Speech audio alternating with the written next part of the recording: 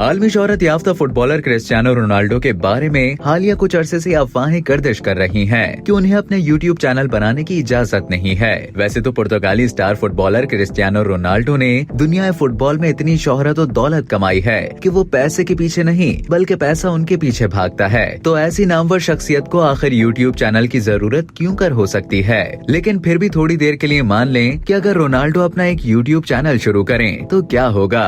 पुर्तगाली star footballer Cristiano Ronaldo को दुनिया के अजीम तरीन खिलाड़ियों में शुमार किया जाता है, जिनके दुनिया भर में लाखों करोड़ों मद्दा हैं। हालिया रिपोर्ट्स में दावा किया जा रहा है कि 39 साल फुटबॉलर को अपना यूट्यूब चैनल बनाने की इजाजत नहीं है, क्योंकि सब्सक्राइबर्स और व्यूज की मुमकिन तादाद के सबब ये प्लेटफॉर्म क्रैश कर जाएगा और करोड़ों व्यूज के बदले उन्हें भारी आमदनी भी यूट्यूब अदा नहीं कर सकेगा। हकीकत ये है कि ये रिपोर्ट्स महज कयास आराइयों पर मबनी है। यूट्यूब इंतजामिया की जानिब से बाज़ाब्ता तौर पर ऐसी किसी पाबंदी की तस्दीक नहीं की जा सकी है। 2023 में रोनाल्डो के नाम से एक टिकटॉक अकाउंट बनाया गया था, जिसे उनका ऑफिशियल अकाउंट करार दिया जा रहा था। इस अकाउंट ने तेजी से लाखों व्यूज हासिल कर लिए थे और उस अकाउंट पर पोस्ट करदा वीडियोस पर भी लाखों व्यूज आ गए थे। ताहम कुछ ही अरसे बाद टिकटॉक इंतजामिया ने कोई वाज़ेह वजह बताए बगैर इस अकाउंट पर पाबंदी लगा दी थी। उस वक्त भी अफवाहें गर्दिश करने लगी थी कि ये प्लेटफॉर्म रोनाल्डो को उनके वीडियोस पर लाखों व्यूज के बदले भारी रकम अदा करने का मुतहम्मिल नहीं था,